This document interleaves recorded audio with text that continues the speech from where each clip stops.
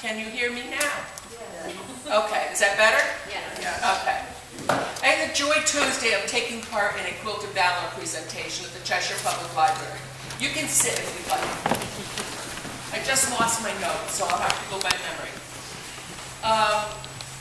Young man came home from Afghanistan with PTSD. Same type of a situation as my cousin was in.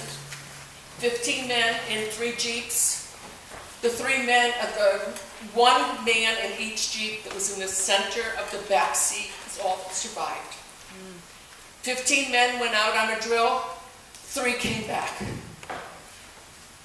This is why, part of the reason why Joyce and I got involved in Quilt of Valor is our cousin was touched by this.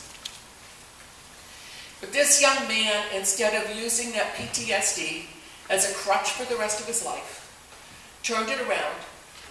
He and his brother formed an organization, Till Duty is Done, which some of you may have heard about the Trace Atkins concert that was not too long ago at Mohegan Sun.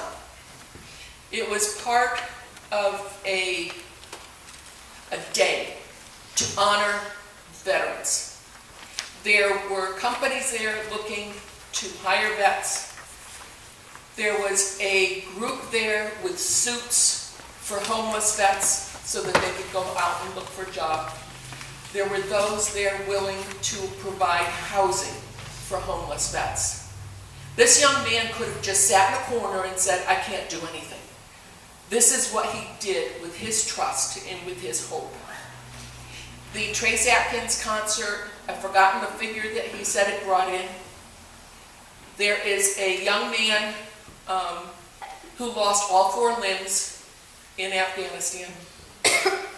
The surgery for arm transplant is experimental. Therefore, the VA will not cover it. But the proceeds from this concert are paying for this young man to have surgery with hopes to have 2 arms that he can live the rest of his life with. It touched me so that a young man, because there was a while, I'll be honest with you, I had PTSD after finding Greg on the floor. I still suffer from it every once in a while. I could have used that, just as he could have, to just say, I give up. I can't do anything. I can't do anything. There are times I feel that way. However, this young man and his brother turned it around.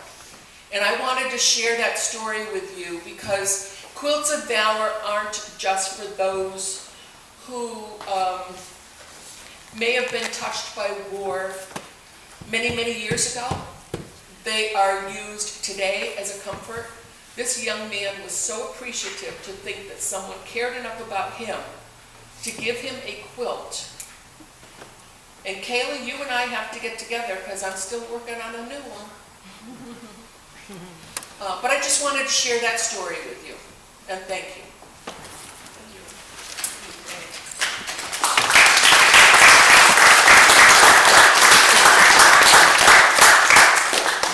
If I'd have known you were going to do that, I wouldn't have written a sermon this week. That touched me when we were talking about trust and hope.